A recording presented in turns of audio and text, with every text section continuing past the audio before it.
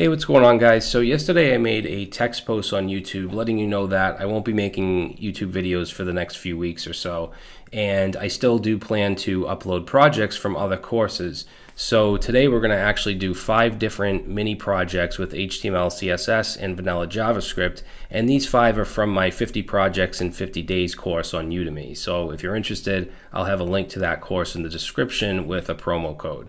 So I just want to go through the 5 projects real quick. So the first one is going to be this blurry loading page. So if I reload, you'll see that the image starts off blurry and this percentage goes from 0 to 100 and the image comes in clearly.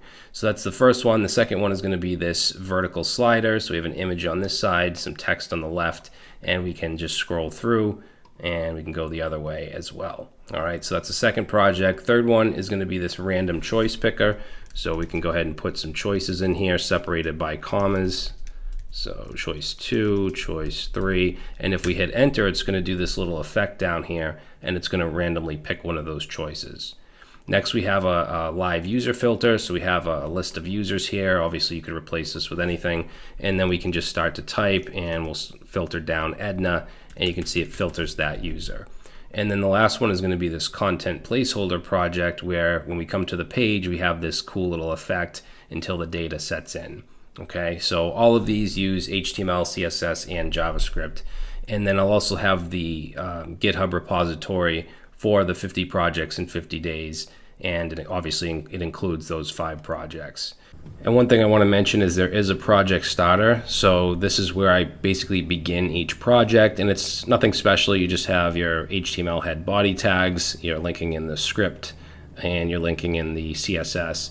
And then in the style.css, I just have the font that I'm using, which is Roboto, and a reset, and then some body styles, basically positioning everything into the middle with Flexbox. So you're just going to want to add this. The JavaScript file is completely empty. All right, so that's the starter, that's the repository, and let's get started with the first project. Okay, so in this project, we're going to be building a blurry loading page or loading image. So if I come to this page here, you'll see that the image starts blurred, and we also start with 0%, and then that goes up to 100%, and the image comes into focus. So you could use this to load just about anything. We're just doing a blur effect on the image, but you could load in your site. You could have any other elements in the DOM load in that specific amount of time from when we go to 0 to 100. And we'll have to map different number ranges to the 0 to 100 load. For instance, the image blur is going to be 30 pixels when it starts, and it's going to go down to 0 as we go from 0 to 100. And there's a Stack Overflow function that we're going to use to help us do that, to help us map one number range to another. All right, so that's it. Let's get started. So we're going to get started on the blurry loading project, and the HTML is going to be really simple. There's actually only 2 lines in the body, but let's add a title here. So we'll call this blurry loading. And then down here, let's get rid of the H1, and this is going to be a section. I'm going to give this a class of BG. So this is going to be the background image that we blur. And then we'll have around the text, we'll have a class of loading dash text, and we just want to put in here 0%. And that should do it as far as the HTML goes. So let's jump into our style sheet. And there's not too much we have to do here either. I'm going to change the font. So I just want this to be googleapis.com/CSS, and we want to use a font family. I'm going to use a family of Ubuntu, if I can spell family correctly. And then let's change down here, change Roboto to Ubuntu. And then this stuff can really all stay the same. We don't have to change anything here. We don't need flex direction column, but it's not going to hurt if you do leave it. Now for the background, remember we have that section with the class of BG, and we want to set a background. Actually, let's just use the background property and say we want this to be a URL, and the actual image that I'm going to use, I'm just going to copy and paste in. Of course, you can use any image you want. If you want to use this one, you can get it from the link from the repository. So let's make this have no repeat. Let's make it center, center on the X and Y axis, and cover for the background position. And we want to position this absolute.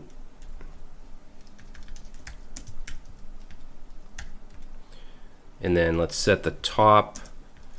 So I'm going to initially just set the top in left to 0. I'm going to change this and I'll show you why in a couple minutes. And then the width, we'll set that to 100 viewport widths, and the height to 100 viewport height. So we just wanted to take up the whole viewport. And let's add a Z index here of -1 because we want this to be behind the 0% or whatever the percentage is, the text. And we want to add a filter here, and initially the blur is going to be set to 0 pixels. And then for the loading text, we just want to increase the font size. Let's set that, we'll set the font size to 50 pixels, and let's set the color to white. Really depends on the background image you use. Alright, so that gives us this. Now I just want to show you something. Because this is going to start blurry and then it's going to make its way up. Or make its way down, I should say. The higher the pixels for the blur, the more blurry it is. So if I put like 70 pixels in here, that's what it looks like. Now, notice on the edges, this comes out quite a bit. So I actually want to fix that. I don't want it to come out that much. So for the top and left, I'm going to set that to -30 pixels. And let's also set the left to -30 pixels. Now if I do that, you're going to see there's less spacing on the left and the top, but there's more over here. So for the width and the height, what we can do is calculate. So we can use calc and just wrap this, and we just want to add 60 pixels like that, and now you can see that it's even on the left and right. We want to do the same for the top and bottom, so we'll do the same thing. We'll just calc, and we want to add 60 pixels here as well. And now there's not as much space. Alright, so I think that that looks a little better. So let's put this back to 0 pixels. So in the next video we want to add our JavaScript so that we can have this image basically start blurry and then have it work its way up to being clear as this percentage loads here. So now we want to work on actually having this percentage change. So we want it to go from 0 to 100. And then the background image is going to start blurry and then it's going to go to clear as this loads. So first thing, we'll just bring in the two elements we have, which are the load text. So let's say document.query selector, query selector, and we have a class of text, or what we call loading text. And then we also want the background, so that has a class of BG, and we'll just call this BG. Okay, now I'm going to initialize a value here called load, which is going to start at 0. Obviously, it's going to go from 0 to 100. And we're going to have a function here called blurring. And right now, I just want to take that load value and increment it by 1. And then I'm going to go ahead and just console log load. Now, the way we want to run this function is in an interval, and I want it to run every 30 milliseconds. So let's create a variable here called int. So we'll say let int and set this to set interval. And the function we want to run is the blurring function, and let's say every 30 milliseconds. Okay, this is not 30 seconds, this is 30 milliseconds, which is very quick. So I'm going to save this, and if we go and we open up our dev tools here and we go to the console, you're going to see it's just going to go from 0 and it's going to increment every 30 milliseconds forever. It's just going to keep going. Obviously we don't want that. We want it to go from 0 to 100. So what we'll do here, actually I'll leave the console log for now, and let's say if the load value is greater than 99, then we want to stop that interval, and the way we do that is with the clear interval function. So we want to pass in int because that represents this set interval. So now if I save that, when it gets to 100 it should stop. Okay, so that's what we want. Now, instead of just console logging, obviously we have some stuff in the DOM that we want to work with, that we want to change. One is going to be the text. So let's take the load text and set the inner text value. And I'm going to set that to, let's use some template string here, and we want the load, okay, whatever that is at the time, and then just a percentage sign. So if I save that, you'll see that this will start counting up to 100. And also the way that I want this to show is not only count up to 100, but it's going to start fully opaque, and then it's going to start to fade out as it loads up. All right, so what we'll do is take the load text and set the opacity. So let's say style.opacity. .opacity. And this is going to be tricky because the opacity value isn't going to be the load value, because that goes from 0 to 100. Opacity goes from 0 to 1, right? So it's going to start at, or actually in our case we want it to start full, fully opaque, so 1, and we want it to go to 0. So we have to map a range of numbers, that's basically 0 to 100, to going from 1 to 0 in the same amount of time. Now, there's actually a Stack Overflow post that we're going to use here to reference. And this person asks, either in JavaScript or jQuery, to map a range of numbers to another range of numbers, because that's what we want to do. We want to map 0 to 100 to 1 to 0 for the opacity. And this is the question here, but the answer that I want to show you is this one here. So it's pretty simple. It takes in a number, it takes in the minimum and the maximum of the in number, which in our case is going to be 0 and 100, so the load, and then outmin is going to be 1, opacity 1, and then outmax is going to be 0, okay, because we want it to go from solid to disappeared.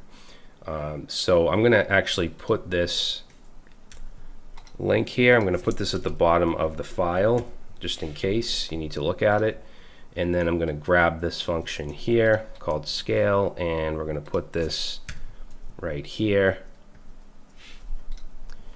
And then what we can do is, when we're setting this opacity, we'll run it through scale, and we're going to pass in the number, which is load.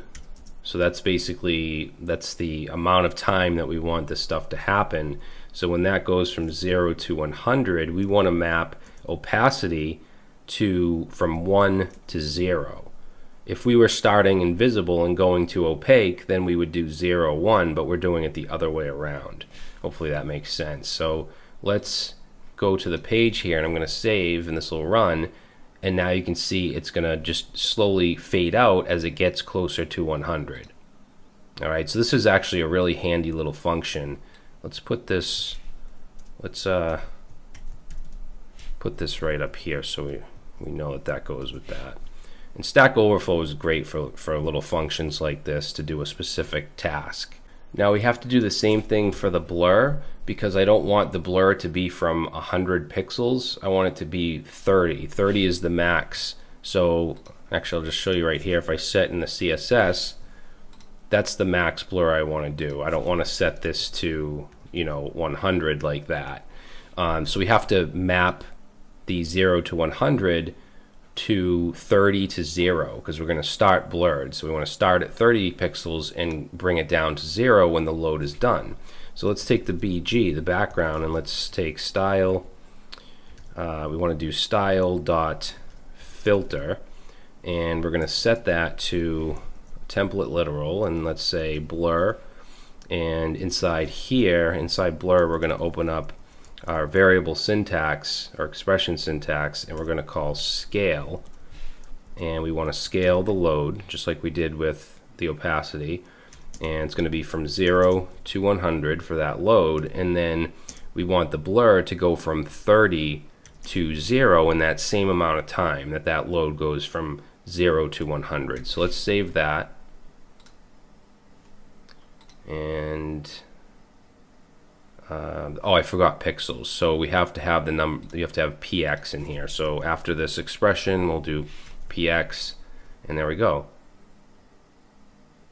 So now you can see that the background image is going to go from a blur of 30 pixels down to 0 in the same amount of time that the load goes from 0 to 100.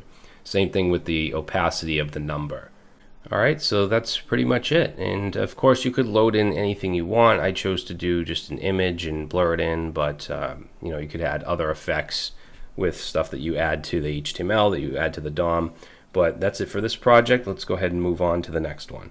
Alright, welcome to your next project. So in this one we're going to build a vertical slider. Basically we have an image on this side and we have some text on this side, and this could be any kind of content you want. And then these two arrows here, if I click the up, what's going to happen is one side goes up, one side goes down, but it brings into place the correct text area and the correct image. So I'll go up again, so we have 4 different slides. If I click up again, it just goes back to the beginning. Same with down, so then it just goes the opposite way. So I think it's a really cool looking slider.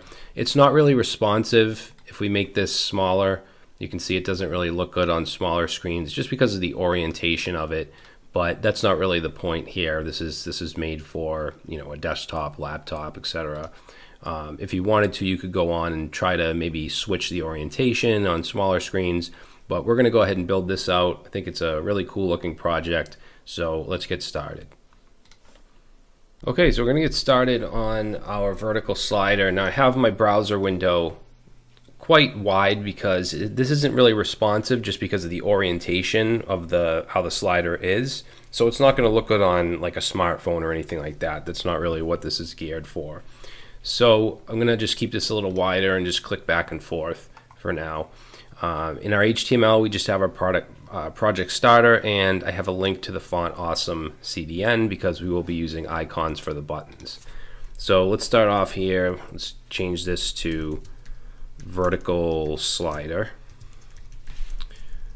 And then we're going to have a container that wraps around everything. So let's give this div a class of slider-container. And there's basically three separate parts. First we have the left dash slide. So this is going to be, you know, the text area. So we'll have an H1 and a paragraph. And then the right slide, and I'll fill these in a little bit, but the right slide is going to be the images, right? So they're just basically just going to be divs with background images. And then underneath that we want our buttons. So let's say action dash buttons, and our first button here is going to have a class of down dash button, and I'm going to use a font awesome icon, so FAS, and we want FA dash arrow dash down. Okay, so I'll go ahead and save that. Wait, is that right? No, FAS space arrow down. And then for the up arrow, we'll just take this button, copy it down, and we'll change this to up and change this icon to up. And now we have our buttons. So for the left slide, let's go into that div, and we're just going to have a bunch of divs with an H1. So for this H1, we'll say nature, flower, and a paragraph. We'll say all in pink. And then each div is going to have an inline style with a background color. So that way when you want to add new slides or new divs, you just throw the background color in here rather than creating a whole separate class for it. So let's say background color, and we'll make it FD3555. So if I save it, we're going to see that. Now we're going to have 3 more of these, which I'm just going to paste in because it's the same thing. It's just different colors and content. So if I save that, you can see what we have here. Now for the right slide is going to be just a bunch of background images. So I'm going to grab that, and I'm just using links to Unsplash images, just to stock images. So you can see we have a div with a background image URL, and we have 4 of these. Now if I save, we're not going to see these right now because we don't have any content within the div, and there's no height or width applied to the element. So we're not going to see the images just yet. Now one thing I want to mention is because of the way this slides, one side goes up, one side goes down, we have this first div this nature flower is actually going to go with the last image div here. All right, so if I look at this last image, I'm just going to copy that URL and paste that in. You can see that's the pink flower. So the way you would do this if you want to add more is if you add one on to the end here, you're going to add one on to the beginning here. Okay, see the last one here is flying eagle, and if we take a look at this, we get the flying eagle. So that's the order of the elements. So now let's jump into our CSS and let's get started here. So as far as the font goes, I'm going to use Open Sans. So let's say family equals Open plus Sans, and we're going to change this to Open Sans. Okay, and I can make this smaller here. So we'll make that smaller and make this a little smaller for now.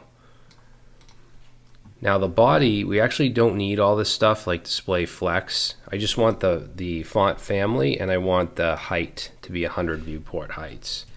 So it's going to look like that right now. And I want to just set a reset on the margin and padding. So for the universal selector, we'll set margin and padding to 0. That's going to remove the margin and padding from everything. Now, as far as the slider container goes, which is wrapped around everything, so the slider container, I'm going to set the position to relative because we're going to be setting everything inside of it as absolute within that container. And then just setting the overflow to hidden and set the width to 100 viewport widths, so VW, which will take the whole width, and same with the height. This is going to be VH, viewport heights. All right, and then we'll go ahead and start on the left slide. So for the left slide, I want to set the height to 100%, and let's set the, actually let's do the width first. So the width is going to be 35% of the container. Okay, the image part is going to be a little bigger. The image part will be 65%, and we're going to position this absolute, and from the top 0, and from the left 0. And then what we want to do is target the immediate divs inside, which are each of these here. So let's say left slide immediate div, and I want to set for that the height. I want the height to be the entire thing. So one of these should take up the entire height. So the div will be 100. Do 100%, and then width will be 100%, but it's 100% of its container, which is 35%. So if I save that, now we can see this nature flower, and it takes up the entire height here. And when we add the slide functionality, it'll show the next one. Now we want to style this a little better, so let's display flex. So each div will be display flex. Now it's in a row right now. That's why it's horizontal. So we want to change the flex direction to a column, and then we can align both horizontally and vertically. So align center, align item center, and then let's justify content center, and that'll align it that way. And then let's also make the color white. Okay, and then let's grab the H1, so left slide H1, and let's set the font size to be a little bigger. We're going to set that to 40 pixels, and we'll add a little bit of margin bottom, because remember we took the margin off of everything, 10 pixels to separate it from the paragraph part. And then I just want to move it up a little bit, so margin top, I'll set a negative margin, 30 pixels, which will pull it up a little bit. All right, so that's the left slide. Now the right slide, say right slide. I'm going to set the height to 100%. I'm going to position absolute from the top 0, and then from the left I'm going to go 35% because this width is 35%. So for the right slide, I'm positioning it absolute within the container, so I want to start it here, which would be 35% over from the left. All right, and then we want to set the width of it to 65%. Okay, and then to actually show the image, let's target the divs. So right slide, direct div. And I just want to set some background properties like background repeat. Set that to no repeat. We already have the background image set inline, right? That's already set right here. So I just want to add some other background properties like the size. So let's see, background size is going to be cover. We want to show the whole image. And then background position is going to be centered on the X and Y axis. We still can't see it because we need to apply a height to it. So height and width are going to both be 100%, so it takes up the whole part there. And now we can see the image. Now this isn't the image that we actually want to show with this nature flower, but like I said, since the way that we're sliding them in, when we get to our JavaScript, we're going to set it so that this is the right text or the right left slide for this image. But for now, let's go ahead and style our buttons. So we're going to have some general button styles, but before we do that, I just want to target the slider container action, what do I call it? Action dash buttons and button. And I mean, we could put the general styling in here as well, but just in case you wanted to add other buttons somewhere. So this is going to be positioned absolute. And as soon as I do that, you can see up here, now there's two buttons here, but they're both in the same exact spot right now. I'm going to move both to a position of left 35%. Okay, so that's going to push them over. And then let's go from the top, we'll go down about halfway. We'll say 50% down. So now both buttons are right here. And we want to make sure they're always on top. So let's do a Z index of 100.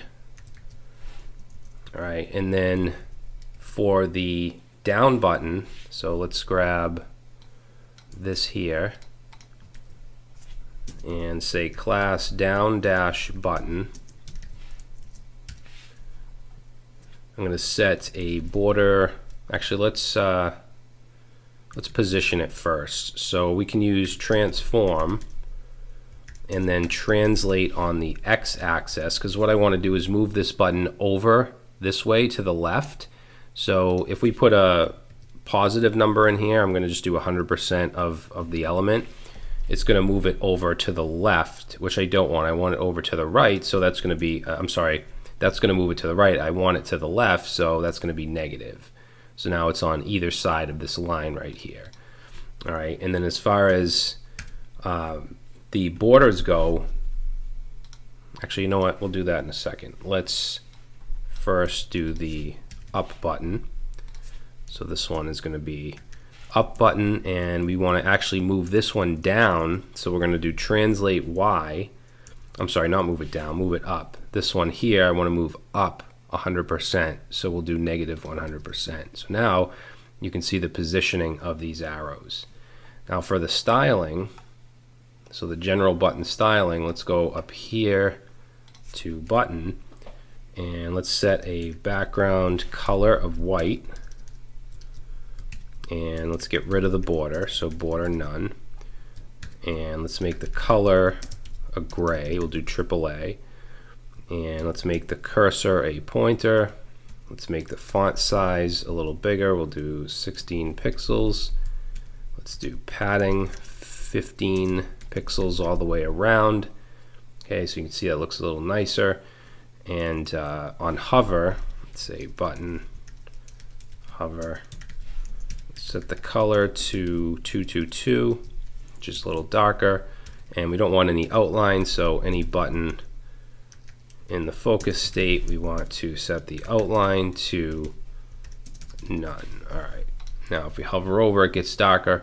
Now I do want to have some rounded corners on the bottom for this one and for the top for this one. So down where we have these down and up buttons, let's just add on the down button, we'll say border, we're going to say border, this is the down button, so let's do top top left radius and set that to 5 pixels. So you can see that this has the rounded corners here. And then we're going to do bottom left radius. So now this side is rounded. I want to do the same on this one, but the opposite side. So I'll just copy that, and instead of left, let's take this and change that to right. Okay, so now those buttons look pretty good. Okay, and it's obviously this doesn't do anything yet because we need to add our JavaScript. So that's what we're going to do in the next video. Okay, so now we're going to start on the JavaScript to get this to function and slide. So in our script.js, I'm going to go ahead and bring everything that we need in. So let's bring in our slider container, and we're going to use document.querySelector and select by the class of slider-container. And then we're going to bring in a couple other things. So this is going to be the right slide. So class of right-slide. And for the variable here, we'll call this slide right. And then we're also going to have slide left. And that's going to have that has the class of left-slide.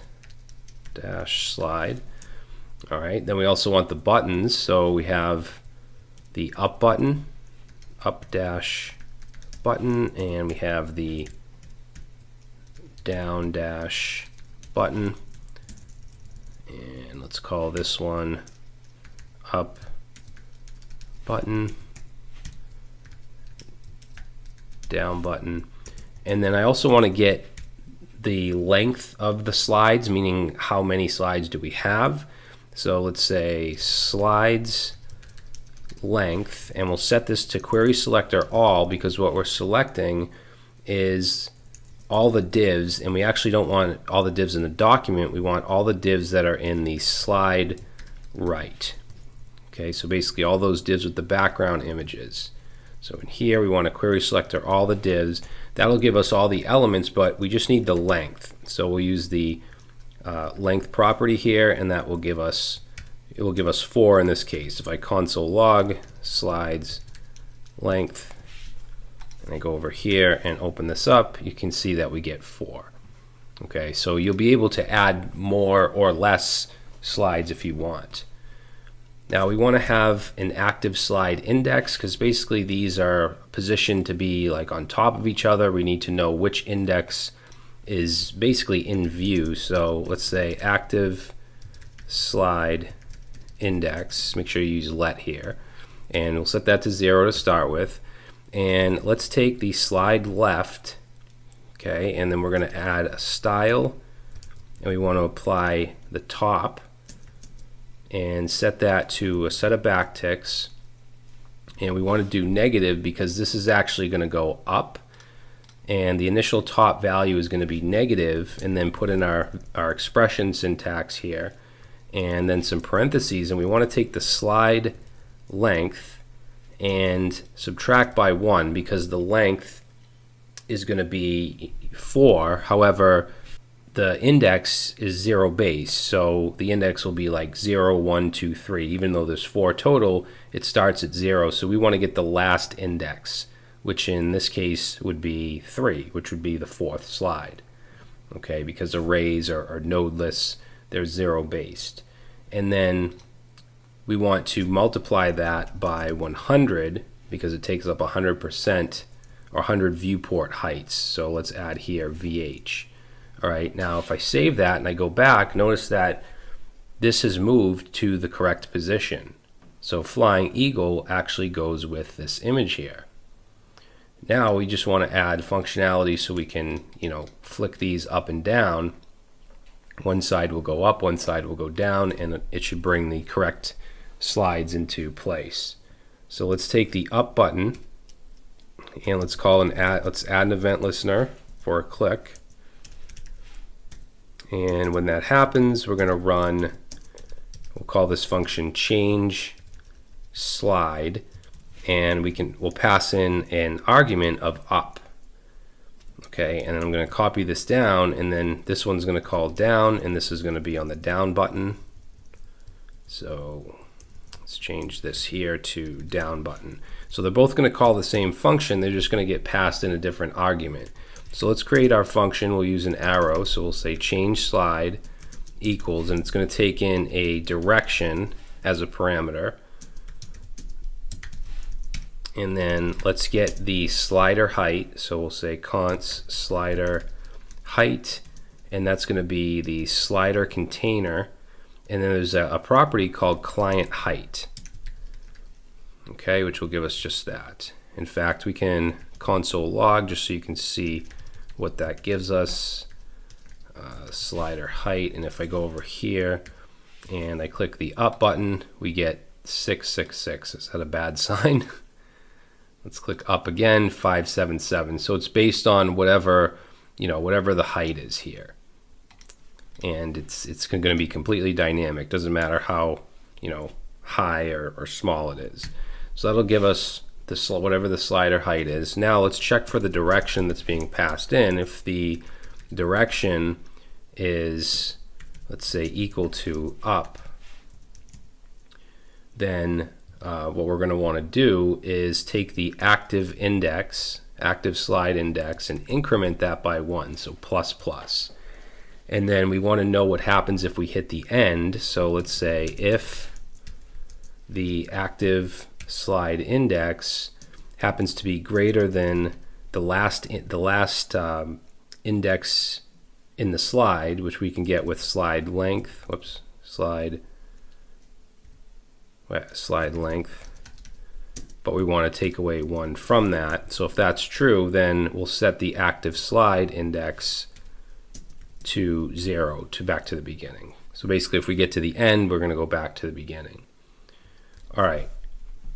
Now, if I click on up, you can see nothing is happening yet because we need to add a transform. We need to translate it on the y-axis, basically move it up and down. So down here, after the if, I'm going to take the slide. We're going to have to move both slide left and slide right. So let's take the right. So slide right, and set the style dot transform, and we want to translate the y on the y-axis. So translate y, and what we want to pass in here is negative because we want the right side to go up, and then our expression syntax, and we want the active slide index multiplied whatever the slider height is, because remember the slider height is variable. And then we just want to add pixels onto it. So if I save that, I go over here and I click up, nothing happens.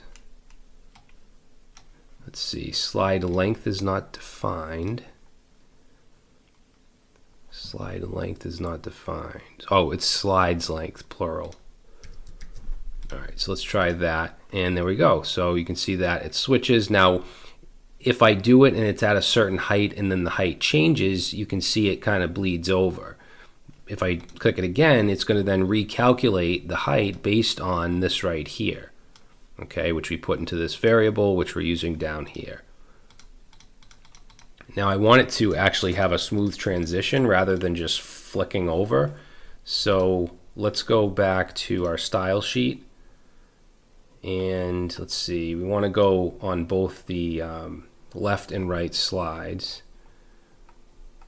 So let's go up to the left slide here, and let's add a transition. So we want to transition the transform property, which is what we're changing in our JavaScript, and we'll do a 0.5 seconds and ease in out. And then I want to do the same thing for right. So right here we'll add that as well. And let's see what happens here. All right, so now you can see it has that transition, and when we get to the end, it just goes back to the beginning. Okay, so now we want the same for this side, because right now we're just switching the images. This is staying the same. So let's grab this here and paste that in, and then we want to say slide left and change the transform value, translate y. and we just want to make this positive because we want it to go the other way, right? So active slide index times slider height pixels. So now if I click up, there we go. All right, so it just goes the opposite way. Now the down button doesn't do anything. So up here where we have this if direction is up, let's go right out. Let's put an else here. Actually, let's do an else if. So else if the direction is equal to down, then we're basically going to do something similar to what we did here. So we can copy that, but we want to decrement this. So minus minus will take away 1, and we want to check to see if we're at the beginning. So if this is going to be less than 0, so if that's going to be less than 0, then we're going to set it to the last slide in the index, which is going to be whatever the slide's length is minus 1. Because the length for us at least is 4, but the last index would be 3 because it's 0, 1, 2, 3 as the indexes. So let's save that, and now if we click down, there we go, and it should always match up with the correct, the correct text with the correct image. All right, so that's it. Hopefully you enjoyed this project. I think it's a pretty cool looking slider. So that's it. I'll see you in the next project. So this is a cool little project for picking random choices. Now we have this text area, and as soon as I start to type, like I'll say choice 1, and you'll see it'll format down here as like a tag. And to create another choice, I just need to put a comma and start to type again, say choice 2, another comma, choice 3, choice 4. Obviously I can do as many as I want, and then as soon as I hit enter, it's going to give us this cool little effect, and it's going to stop on a random choice. It's also going to clear the text area. All right, so if you just need if you need some little helper to help you make a choice between however many items, however many objects, I mean, you could do numbers here, and it's just going to stop on a random one. Okay, so that's what we'll be creating. Let's go ahead and get started. All right, let's get started on our random choice picker. So I have my project starter here. I'm going to go ahead and just change the title here to random choice picker. And let's go down here. So we're going to have a container. We can get rid of the H1. Let's put a class of container here, and inside the container we'll have an H3, and let's say enter all of the choices divided by a comma. Go ahead and just specify what a comma is. Florin. And then let's do a line break here, and then we'll say press enter when you are done. All right, so under the H3, let's put a text area, and this is going to have an ID. We'll call text area, real creative. And let's have a, we don't need this stuff here because we're going to style it with CSS, and then we don't need a name. I do want a placeholder though, so let's say placeholder, and we'll go ahead and set that to enter choices here, ... Now under the text area, we're going to have an area for the tags. So we'll give this an ID of tags, and these are going to be spans with the class of tag, and obviously with some text of the different choices, but this is going to get inserted with the JavaScript. However, for now, I'm just going to hard code it just so we can see it and style it. So we'll just create a tag here. Let's say choice 1. We'll just add 3 of these, so we'll do 2, 3, and save. Okay, so that should do it for the HTML. Let's jump into our CSS, and so font family, we'll keep Roboto, that's fine. Let's add a background color. Background color is going to be hexadecimal value 2B88F0, which is a blue color. And we have display flex and flex direction column, center, So all this is fine. So now the H3, let's give that a color of white because it's on that blue background, and let's also just add a little bit of margin. We'll do 10 pixels, 0, 20 pixels for the margin. You know what, let's change the font to Mully. So CSS family equals Mully. And let's go right here in the body and change this. There we go. So that's a little bit more readable. And then for the container, we'll set a width of the container to 500 pixels. And actually, yeah, that should do it. So we have a 500 pixel container. Let's do the text area. So that has a class of text area. And I want to get rid of the border. So we'll say border none. And let's make this a block level element. So display block. And we're going to set the width to 100% of its container, which is not working. And that's because I gave it an ID of text area. So we'll just style the text area. So just take away that dot. There's no class. The height of this is going to be 100 pixels. And let's inherit the font family of Mully. And then let's add some padding. We'll do 10 pixels padding.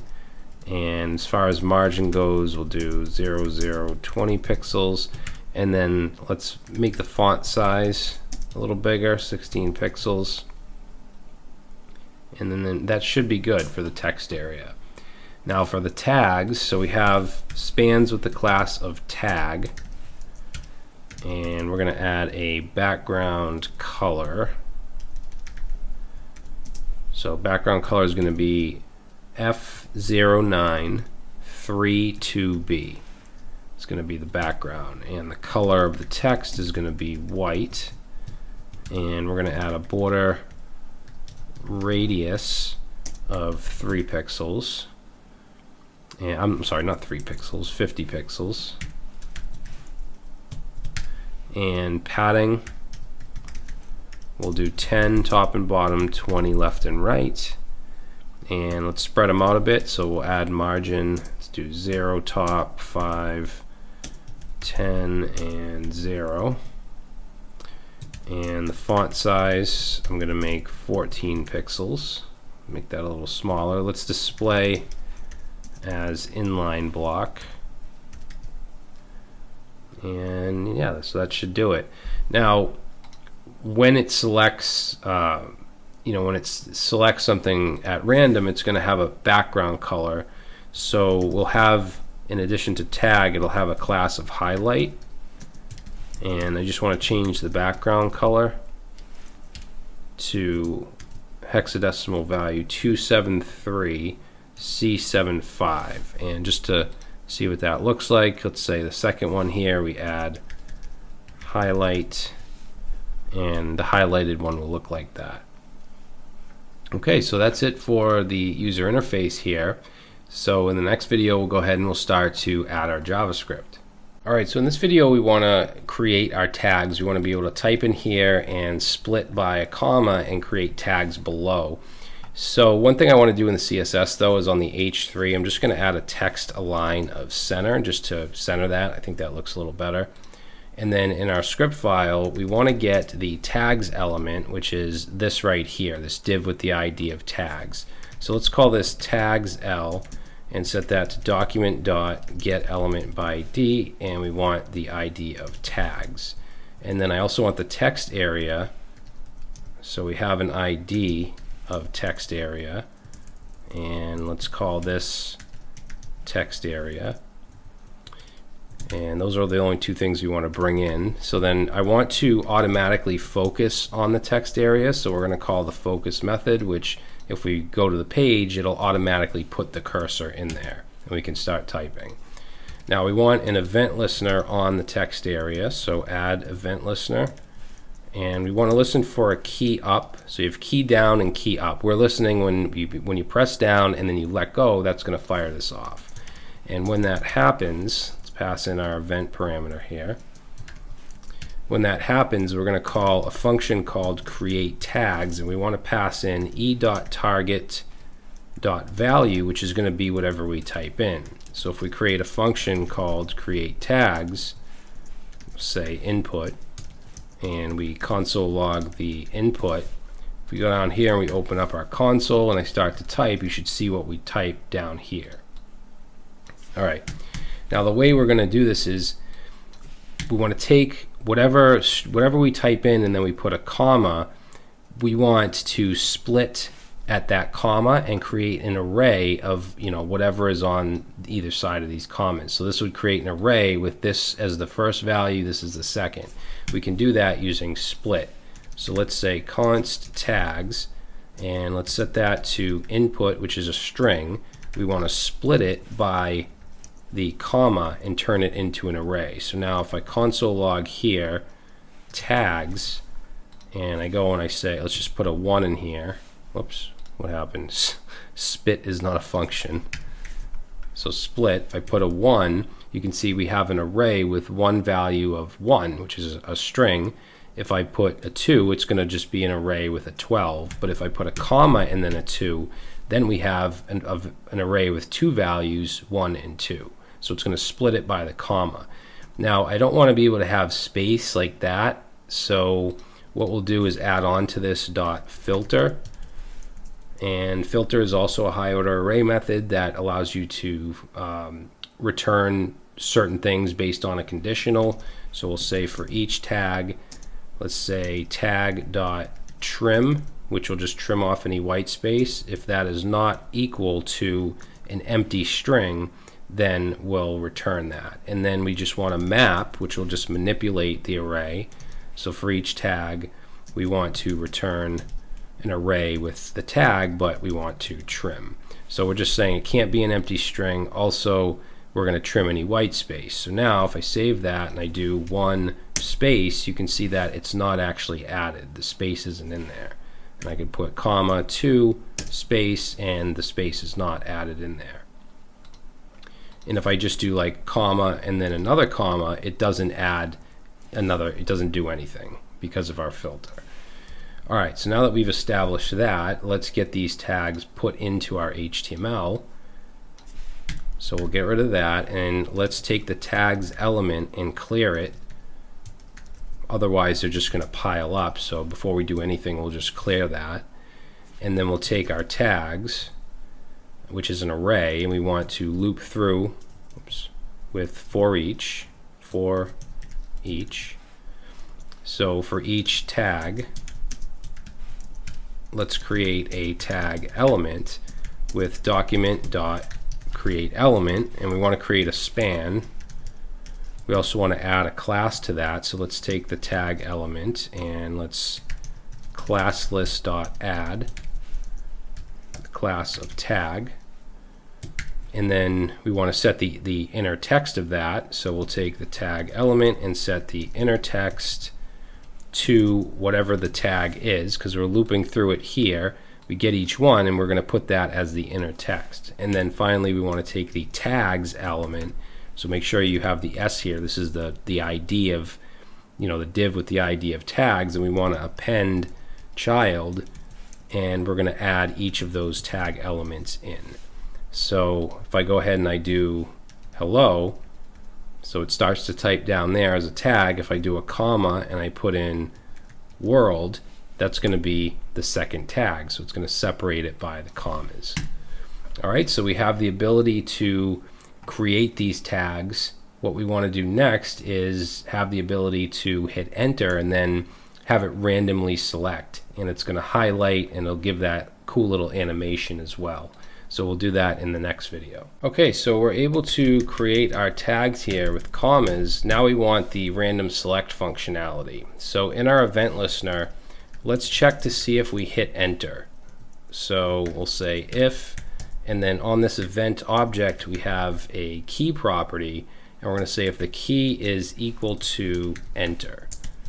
All right, now if we hit enter, we're going to call a function called random select, which we haven't created yet. I also want to clear the input, so we're actually just going to wait a couple milliseconds before we do that. So in the set timeout, we'll pass in an arrow function, and we just want to wait 10 milliseconds and then clear the input value with e.target.value, and we're just going to set that to nothing. All right, so let's create random select down here, function random select. And for now, we'll just console log 1, 2, 3. And if I open up my console, and I can type stuff down here and then enter, then you see it fires off that function. And it also clears this up here. Now in the random select, we're going to go ahead and set a value of times, and I'm going to set that to 30. And what this represents is the number of times it's going to highlight each one before it stops. So it'll go 1, 2, 3, 4, and it'll go to 30 or whatever you put this to. And then we're going to have to set an interval, because this is going to repeat this highlight of each one, the highlight and the remove of highlight of each one. So let's create a variable called interval, and we want to use the set interval function. So for the time here, we want this to happen, let's say, every 100 milliseconds. And what we want to happen is we want to pick a random tag. So let's say const random tag, and set that to a function called pick random tag. And before we move on, we'll create that. So let's say function pick random tag, and we want to take all the tags, so we can use document.querySelectorAll, and we want to get all the elements with the class of tag, which will be all the spans. And then to get a random one, let's return, and we're going to return tags. So tags, when we use querySelectorAll, it's a node list that we bring in. So all of these will be put into the node list, which is similar to an array with an index. So the index is going to be random, and we'll use math.floor to round down, math.random, which will give us a random decimal. We just want to multiply that by the length of the tags array, or not array, but node list, which is similar to an array. So that'll give us a random tag. I'm also going to create two more functions down here just to highlight and unhighlight. So we'll call this highlight tag, and it's going to take in a specific tag element, and then we're going to take that tag element and we're going to just add a class with classlist.add, and we're going to add the highlight class. And then we want one to remove the highlight, so we'll call this unhighlight tag, and we're just going to remove instead of add, like that. Okay, so now back up to here. So we have this interval that's going to fire off every 100 milliseconds. It's going to pick a random tag, and then we want to highlight that random tag.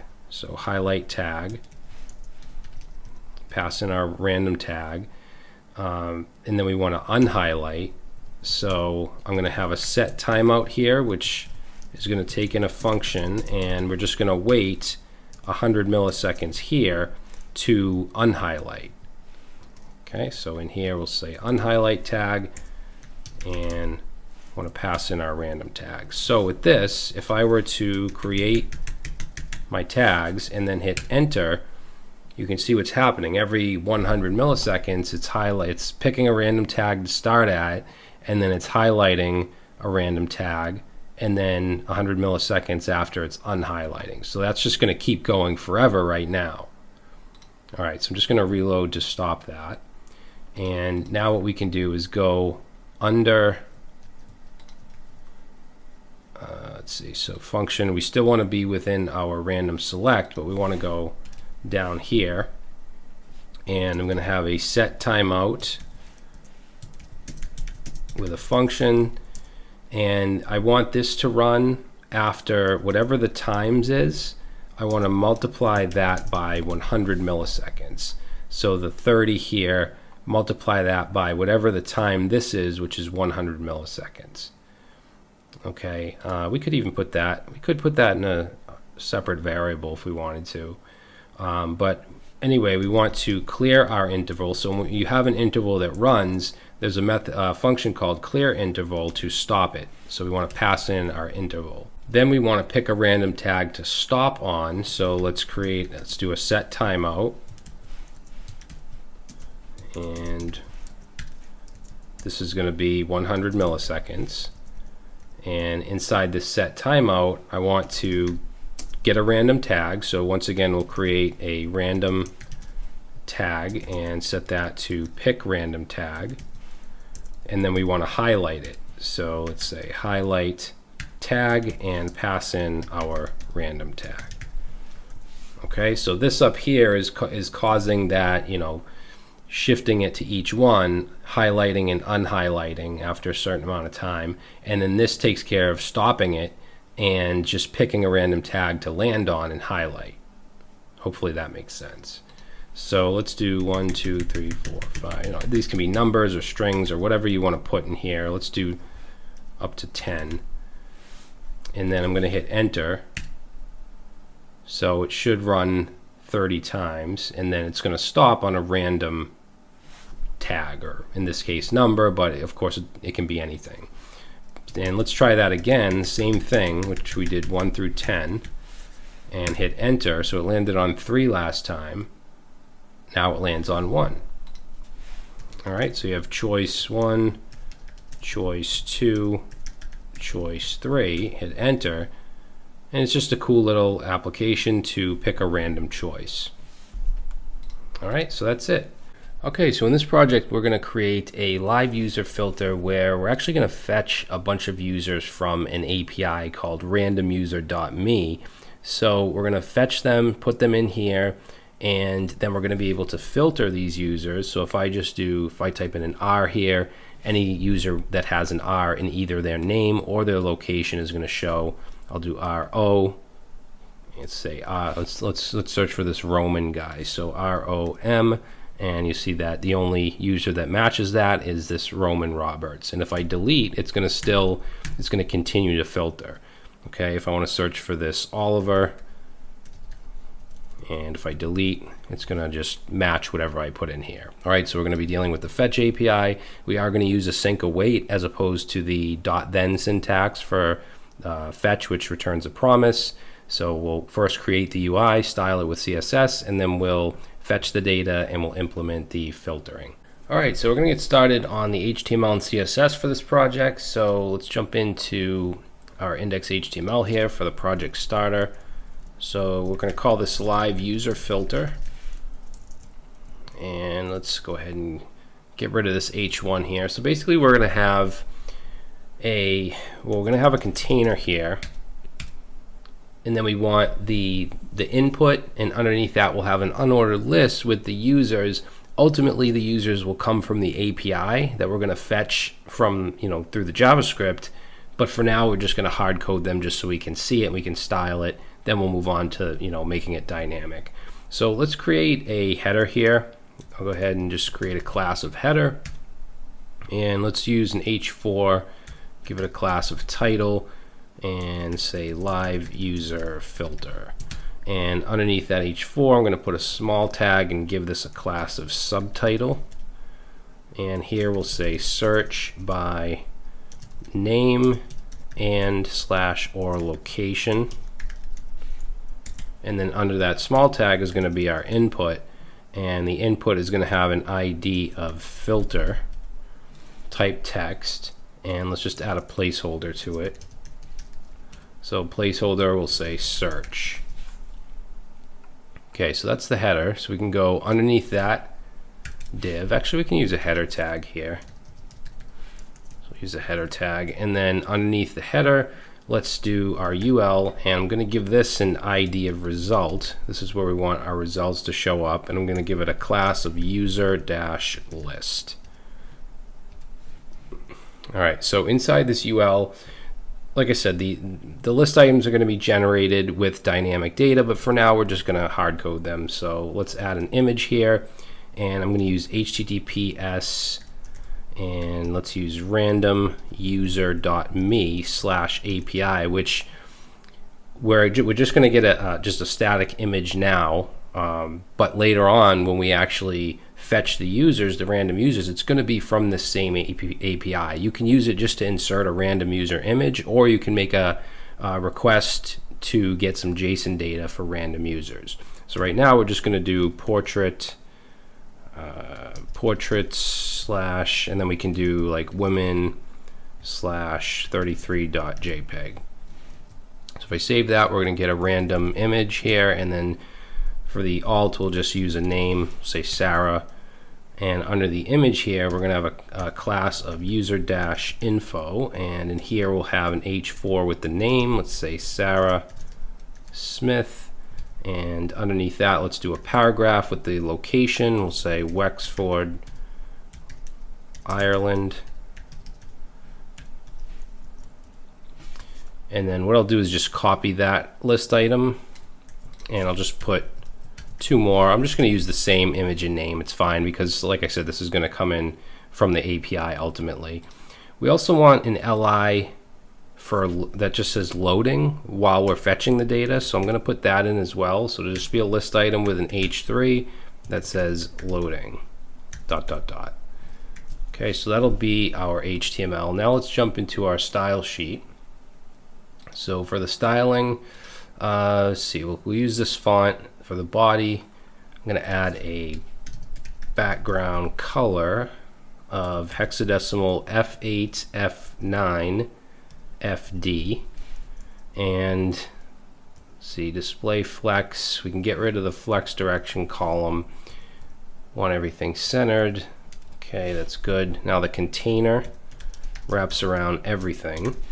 So for that, let's add a border radius of 5 pixels, and I'm going to add a box shadow. So for the box shadow, let's do 3 pixels for both of the offsets, 10 pixels, blur, RGBA for the color, which is going to be black, and then 0.3 for the transparency. Actually, let's do 0.2. And why aren't we seeing that? Because I spelled container wrong. There we go. So now you can see the border radius with the box shadow. Let's also add overflow hidden, just so we don't have any scroll bars. The width, I'm going to set that to 300 pixels. Okay, so that should do it for the container. So the title here, let's remove any margin from that. So margin 0. And then for the subtitle, oops. Let's go under here and add the subtitle, and I want to display that as an inline block because remember that's a small tag which by default is inline. And then I'm going to add a margin of 5 pixels, 0, 20 pixels, and I'm going to add an opacity of 0.8, which will make it give it, you know, fade it a little bit. And let's see, for the header, so we have a class of header. Let's add a background color for that, and that's going to be 3E57dB for that background. And then the color will be white. And then let's add padding for, let's do 30 pixels top and bottom, 20 pixels left and right. Okay, so our header is starting to look a little better. Now the input, we want to style that. So let's say the header input. I want to set the background color to an RGBA value of 0, 0, 0, so black, and then 0.3. So it just looks, you know, has that kind of transparent look. To get rid of that ugly border, let's do a border radius. We're going to make this rounded, so 50 pixels for that. And the color of the text is going to be white. And let's set the font size So font size I'm going to set to 14 pixels. This is on the input. And then we're going to set the padding. Let's do 10 top and bottom, 15 left and right. And then let's make it go all the way across. So we'll set the width to 100%. All right. And I also want to get rid of this border here. So let's say header input focus. We want to set the outline to, let's do none. Okay, so that'll get rid of that ugly outline. Good. So the next thing I want to do is this user list here. So it's a UL and it has the class of user-list. And let's set the background color to white. And let's set the list style. We'll do list style type none, which will get rid of the bullet points. We don't want those. And then I'm going to remove any margin. And let's set a max height here of 400 pixels because we don't want this to be too long. We're actually going to have a little scroll here if to check out all the users in the list. And then let's do an overflow, because right now we won't have any scroll bars, but if we set overflow Y, so basically on the Y axis, let's set that to auto. And if we need scroll bars, it's going to give us this little scroll bar on the side, which doesn't look too bad. And then finally, let's set padding to 0 as well. And I'm just going to move that up next to the margin. All right, so now the list items. So we have our user list, and we want to style the LIs. I'm going to display as a Flexbox. And let's set padding to 20 pixels. Okay, now let's see.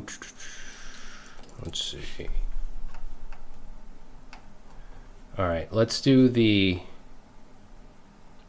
image. So we have user list image, and I want it to be rounded, so we'll use border radius, set that to 50%. That'll make it rounded. And let's do object fit cover, so we want the whole image to show in there.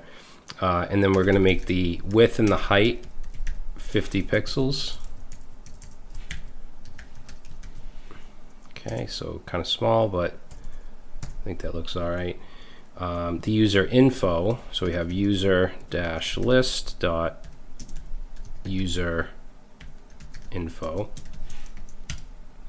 So for that, let's set margin left to take it away from the image. So margin left 10 pixels. That'll push it over. And then let's set on the H4. I'm just going to grab this. So the H4 in there, I'm going to set margin 0010 pixels. And for the paragraph, let's just set the font size to 12 pixels. We'll make that a little smaller. All right, so that doesn't look too bad. Let's have a border. We want a border in between, but we don't want a border on the last list item. So what we can do is say user list and then the li, and I'm going to use the pseudo selector of not, and in here we'll use the pseudo of last of type. So basically what we're saying here is, any list item that is not the last. Then we want to add a border bottom. So let's say border dash bottom, and we'll set that to 1 pixel solid, and let's do triple E for the color. Okay, so we have a slight border there. Now we're going to have a class of hide, because when we start to filter these users, if it matches, we want to add the class of hide, which will basically display none. So let's say user list li, and if it has a class of hide, then we're going to want to display none.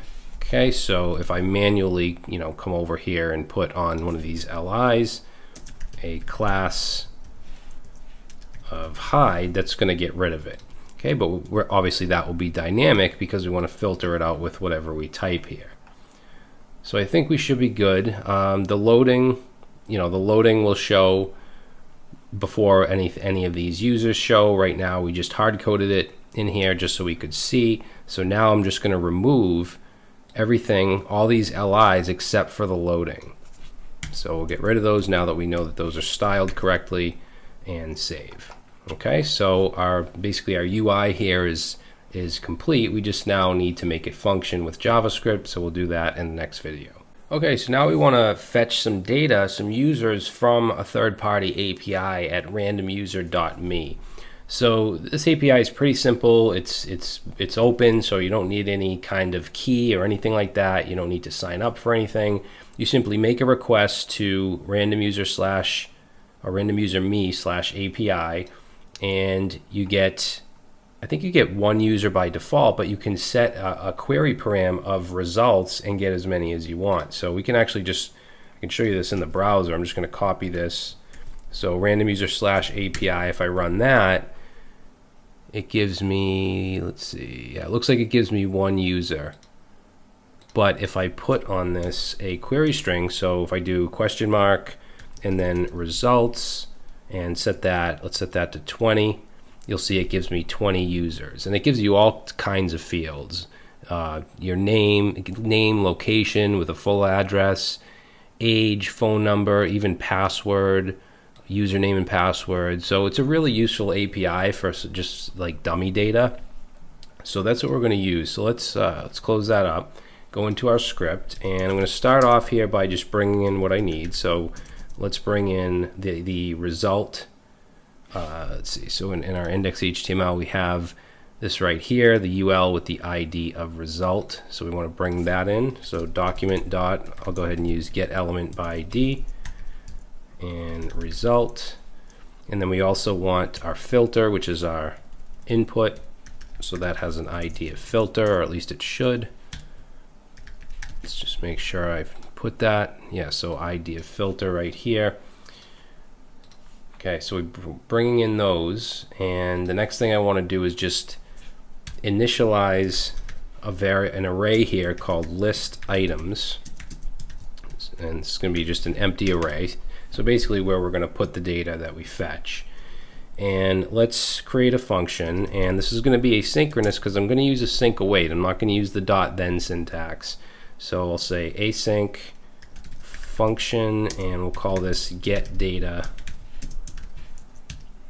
And let's say const res. So this is going to represent the response from our fetch request.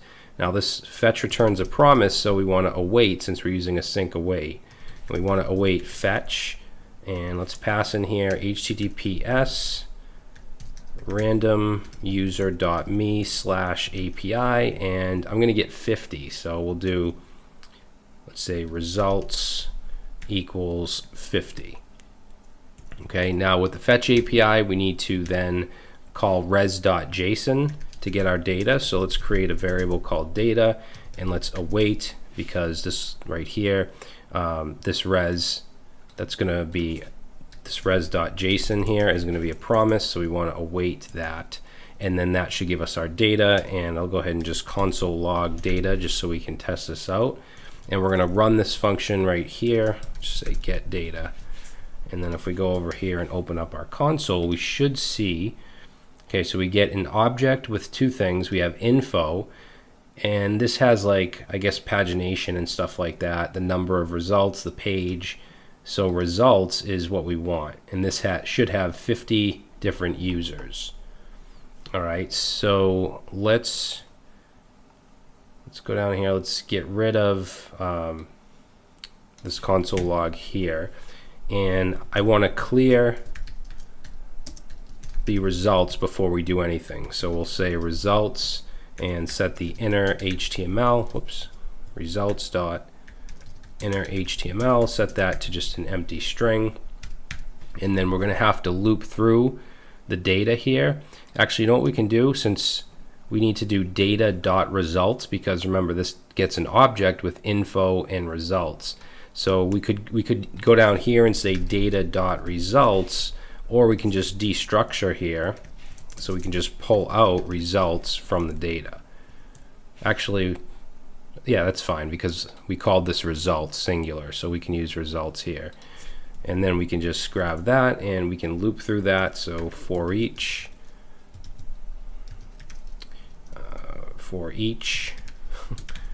so we'll say for each user, because that's what it is. So each user, then let's go ahead and I just want to console log here user just to make sure we're getting this. Good, so you can see it's logging all the users.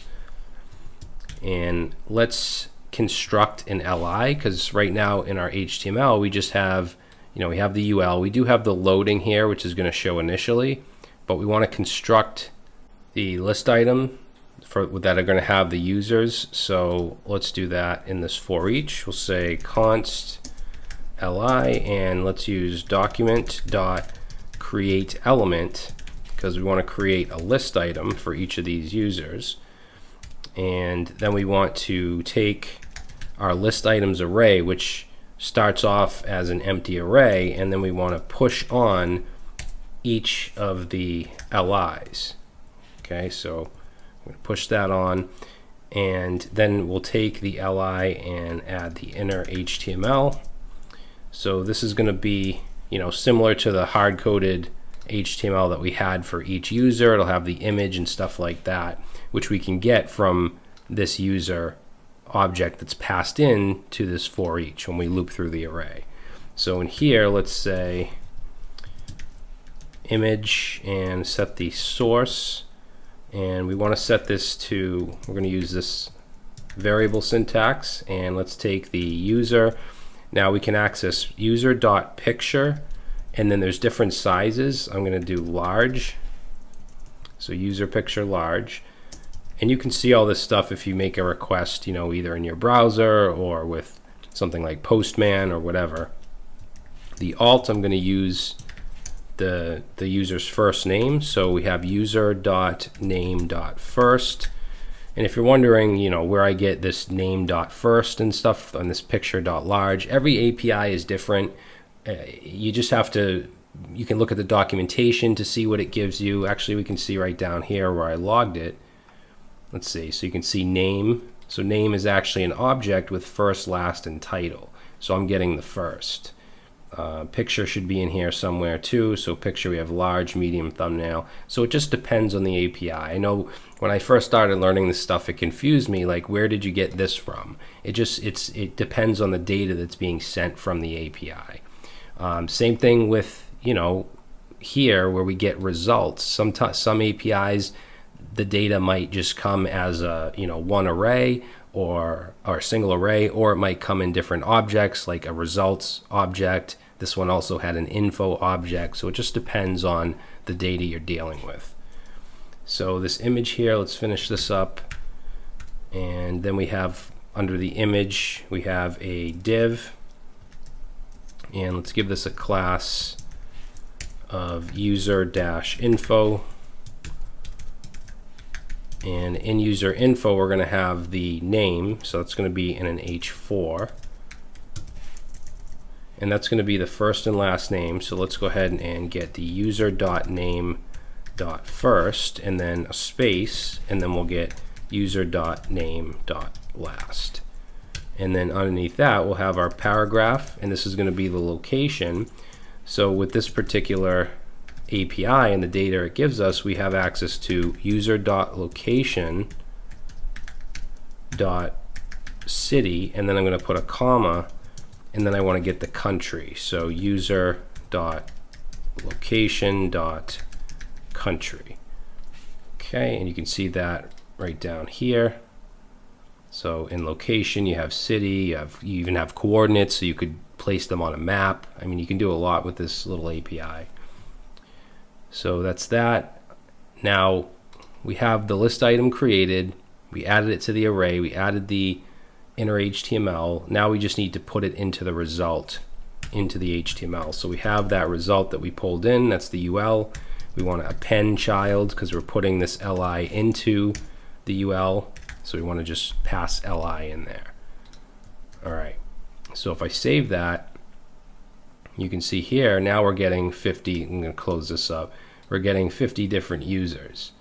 Now the loading shouldn't be showing, and that's because it should be clear result. So I'm not clearing the results, the data I got, it's the result UL that I brought in. So let's save that, and now you can see that's not going to show. Now for the filtering, we need to have an event listener when we type in this input. So let's go right under where we call get data initially, and let's take the filter, which is the input, and let's add an event listener onto it. And we want to listen for any input, and when that happens, we're going to fire off an event that's going to call a function. We're going to pass our event object in, and then call a function called filter data that we're going to create. And we just want to pass in e, so our event dot target dot value, which is going to give us whatever is being typed in. So down here, let's create our function for filter data, and that's going to take in, let's call search term, so whatever is being typed in.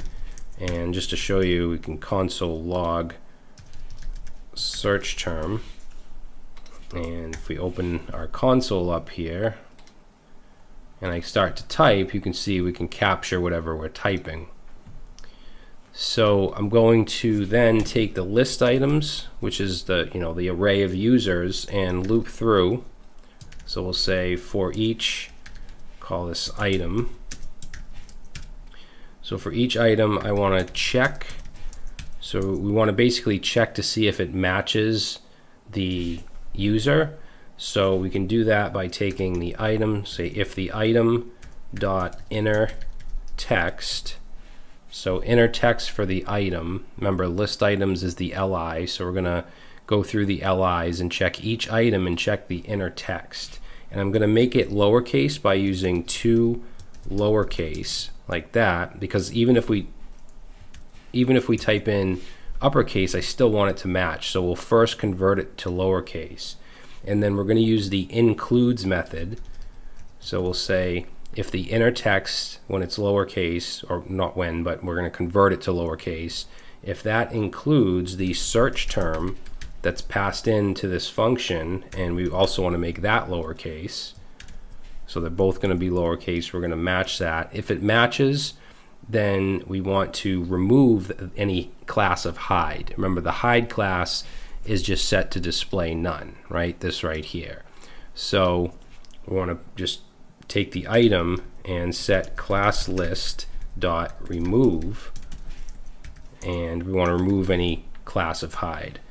Else, so if it doesn't match, basically, if we're not matching what we type in, then we want to add the class of hide. So let's say item dot class list dot add, and then we want to add the class of hide. Okay, so now you can see we have, let's see, Roger right here. If I do R, so now it's going to filter anything that has an R is going to be included here. And this includes anything that's in here, so the name and location. So you can see these all have R's somewhere in here, right? Let's do RO, and now it's only giving us either names or locations with RO. G, and that leaves us with Roger. All right, if I do Roger and then I start typing more letters, it's not going to match. And if I remove, it's going to, if this, if it matches again, it's going to remove the class of hide. So it's just adding and removing that hide class as we type and as we delete. All right, so that's it. And you could apply this to any kind of list that you want to be able to search through. It's really easy to put together. But that's it. Let's go ahead and move on to the next project. All right, so in this project, we're going to build a content placeholder, and you can see this just looks like an ordinary card, has an image, some text, a user image or an author image, and some data. So if I reload or we come to this page, you're going to see this cool gradient animation that loads in about 2.5 seconds, and then the content comes in. So the way that we're going to approach this is we're first going to build out just the card with HTML, CSS. Then we're going to create this animation with CSS using basically just modifying the background position of a linear gradient. and then we're going to have JavaScript insert the content. And the content will just be hard-coded in the JavaScript, but of course you could fetch the data from some kind of API. All right, and of course you could have multiple cards and stuff like that. So that's it. Let's go ahead and get into it. All right, let's get started on our content placeholder project. So content placeholder. Now, the plan here is to just do the HTML and CSS, have our card, our image, card content, and then create our animation, like the wave type animation as it loads. We're going to do that within the CSS, and then ultimately the content's going to come from the JavaScript, like the images, the text, that's going to get input from the JavaScript after that little animation. But for now, we're just going to hard code all the content directly in the HTML just so we can get the card set up. So let's give this a class of card. That'll be our wrapper class. No bootstrap or anything like that. We're going to style the card from scratch. So we have a card dash header, and then anywhere where we want to add the little wave animation, we have this animated dash BG class. And if it's text, it's also going to have an animated BG text class, because the text doesn't always go all the way across the card, but we want that animation to go all the way across. Now the header isn't just text. That class will go on like paragraphs, headings, and stuff like that. So this is fine for the header, but I also want to add an ID of header because I'm going to use IDs to grab onto it from the JavaScript. So we'll have an image in here, and I'm going to grab just a link to an Unsplash image. So we'll save that. You can see it's just a laptop. And for now, this is just going to take up the whole screen, but we'll fix that when we get into the CSS. Now under the header, so the header ends here, we want to have our card dash content. And in the card content, we'll have a card dash title. And I'm going to add the animated dash BG class here, and also the animated dash BG dash text, because this is actually going to be an H3. So let's add H3 right here, and let's fix that spelling. So animated BG text, and also an ID of title. And let's just say lorem 5 enter, which will just give me 5 dummy text words. So under the H3, we're going to have a paragraph with the class of card dash excerpt, and I'm also going to give it an ID of excerpt. And for the paragraph, I'll do lorem 10. And still within the paragraph, I want to have 3 of those animated lines. So I'm going to have 3 spans. So let's say span class animated dash BG, also animated dash BG dash text, and that should do it. So inside the span, I'm just going to have a non-breaking space. So let's say ampersand NBSP semicolon, and then I just want 3 of these. So I'm going to copy that down 3 times. Good. And then under the paragraph, so these spans should all be within the paragraph, because basically you're going to see these, which are going to be the animated lines, before this text loads. So under the paragraph, we'll have the author class, which is going to be where we have the profile image and the name and the date. So first we'll have a class of profile-img, and let's also add animated-bg, and let's give it an ID of profile_img. So for the image, let's throw this in here, and I'm going to use https random user.me/API/ portraits/men/45.jpg. Oops.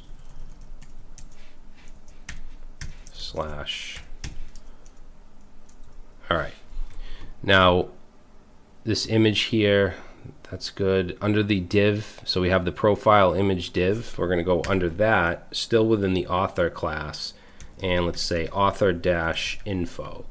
And in here we'll have some strong tags. I'm going to give this the animated class, so animated BG, also animated bg-text, and also an ID of name, and we'll just say John Doe for the name. Okay, underneath the strong tags we'll have some small tags with the same animated bg, animated bg-text, and let's do an ID of date. And for the date I'll say October 8th, 2020. Alright, so that should do it for the HTML. I just want to make sure I have these classes correct. So animated BG text. Alright, so if I mess something up, we'll come back to it, but I think we're going to stop here, and in the next video we'll go ahead and start to style the card.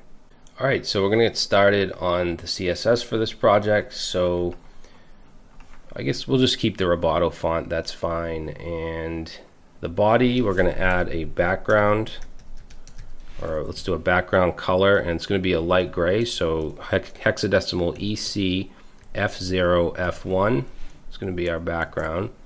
And we don't need flex direction column, and this other stuff should be fine.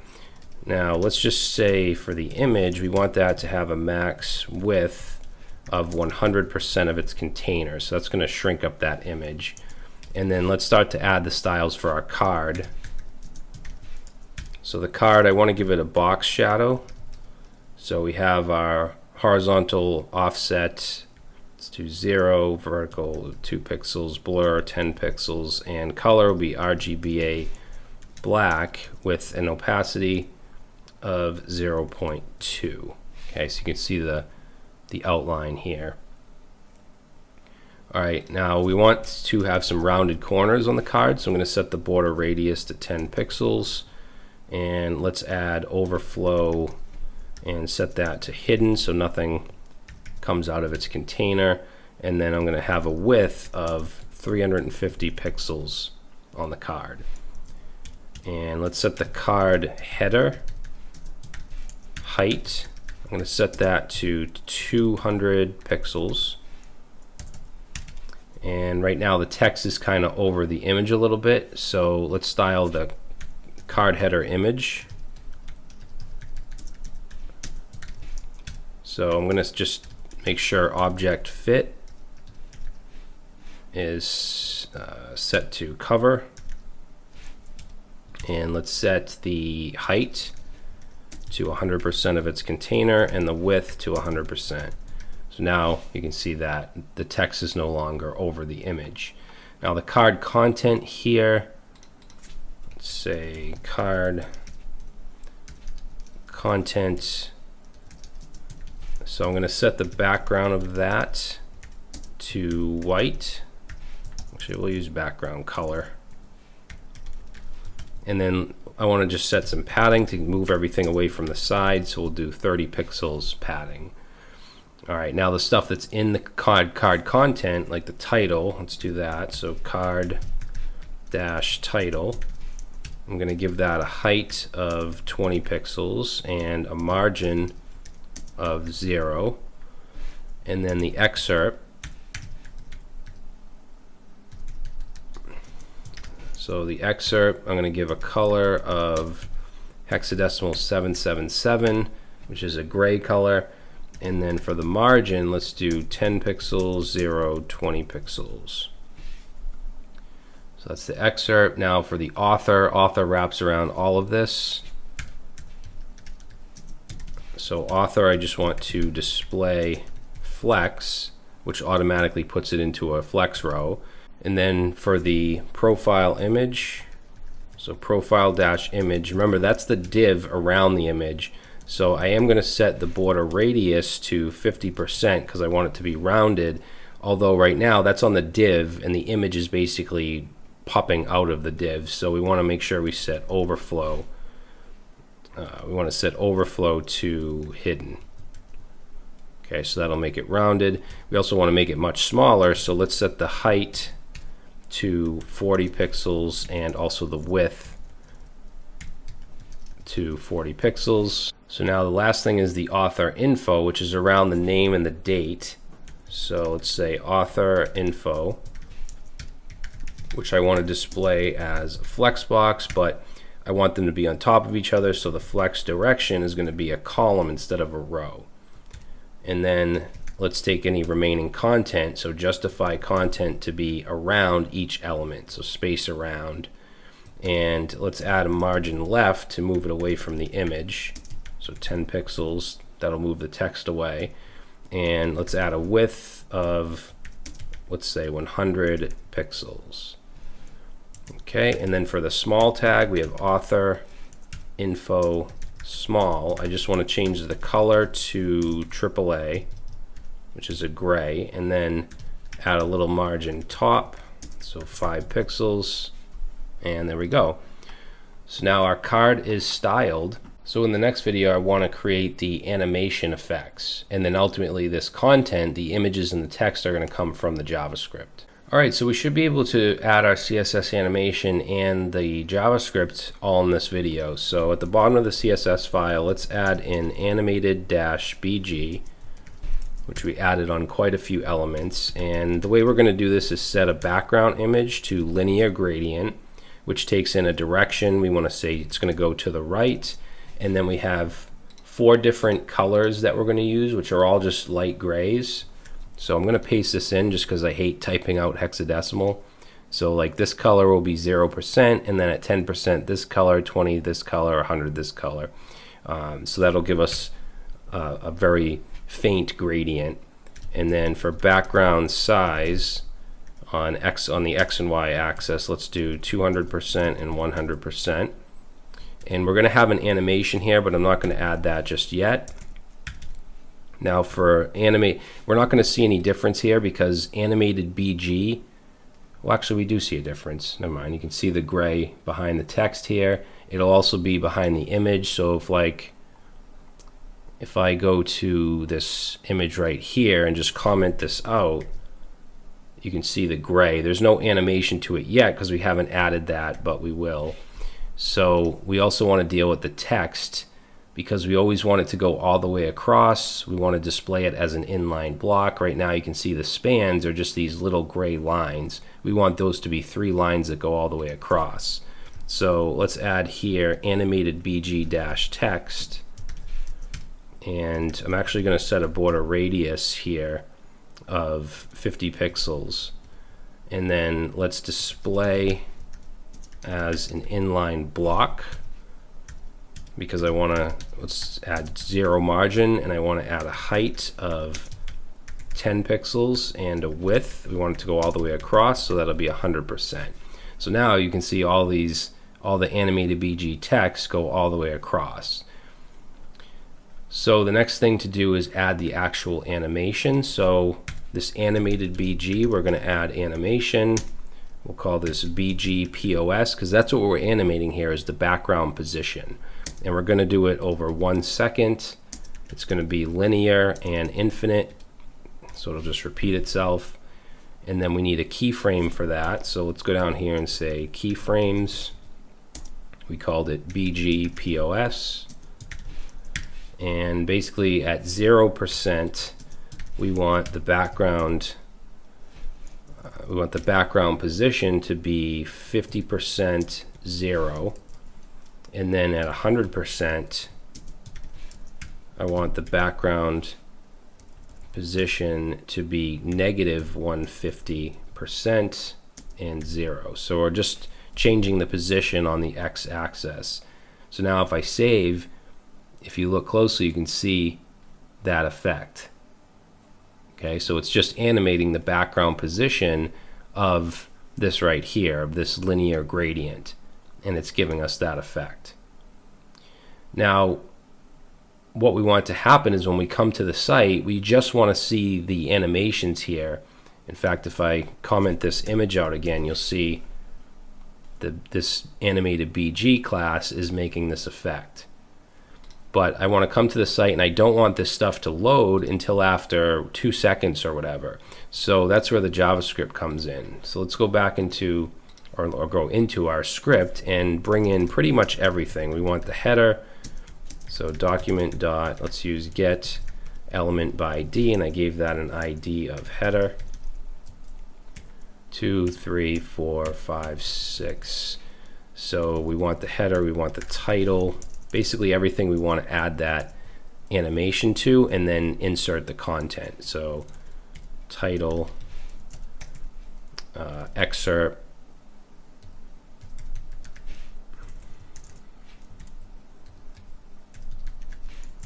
and we have our profile image. The ID was an underscore,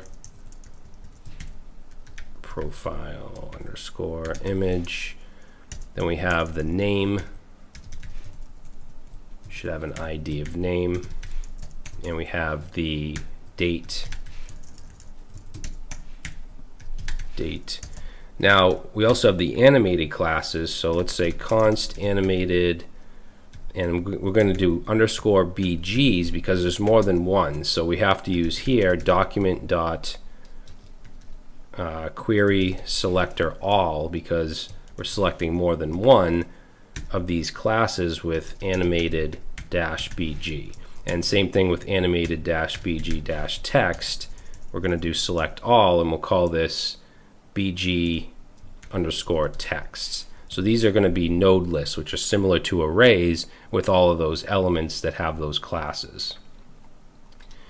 So let's create a function called getData, and basically this is where we define the data we want to insert. So we take our header in our HTML, and we're going to set that, and if we look in our HTML, the header right here has the image in it. So I'm going to just take this and I'm going to replace it with a non-breaking space, so NBSP semicolon, like that. So now the image is gone, but I'm going to put that in here because that's what we're going to insert. Why is this giving me? There we go.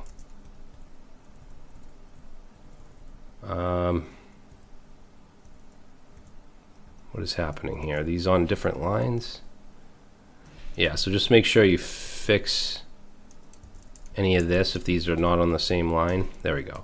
So that's the header in our HTML. It's going to be that image. And again, this could come from, this image link could come from some kind of API or something like that. We're just hard coding it. So the title dot inner HTML is going to be this. So I'm going to grab this and cut that, and we'll just put NBSP. So now that title's gone, but we want to put this in here. Okay, next we have the excerpt inner HTML, and we're going to set that to, let's see, so the excerpt is going to be this text right here. So I'm going to grab that and we'll just replace it with NBSP. And you can see it's just taking everything away here, but we're going to insert it in a minute. This had a comma in it, so I just want to get rid of that and put this on the same line. Okay, that's the excerpt. Then we have the profile image. So the profile image inner HTML is going to be this right here. So again, we'll replace that. And paste that in. Okay, next we have the name dot inner HTML, which we know is going to be John Doe. And then we have the date dot inner HTML, which I'm going to set to October 8th, 2020, and we can get rid of both of those. We'll just replace it with this NBSP, that, and that. Oh, I forgot the ampersand. Okay, so everything is now gone as far as the content goes, and we just have it, you know, in this get data function. We're setting the inner HTML. Now, as far as the animated BG class and animated BG text, we want to remove those. So what we'll do is say animated. Let's do BGs first. Now remember, this is a node list because there's more than one. We use query select all. So what we'll do is loop through with for each, and we'll say for each BG, let's go ahead and remove the class. So BG dot class list, that'll give us all the classes, but there's a method called remove, and we want to remove the animated dash BG class. And we want to do the same thing with text, so we'll just copy that down, and this will be BG dash texts or underscore text, and we'll loop through and remove that class from all of them. Now this function isn't being called yet, so what we'll do is go up here, and I want to set a timeout because I don't want to call it right away. I want to show this placeholder for a second or 2 seconds. So let's say get data. So set timeout takes in a function and then the amount of time you want to wait. So the timeout, which I'll do 2500, which is 2.5 seconds. So now let's go ahead and save this, and after 2.5 seconds all this content gets inserted. Okay, and obviously you could change this to whatever you want. And again, this doesn't have to be hard-coded content. This could come from some kind of API. And of course you could have multiple cards. It just gives you an idea of how you could set up something like this placeholder animation. All right, so that's going to be it for this project, guys. I will see you in the next one.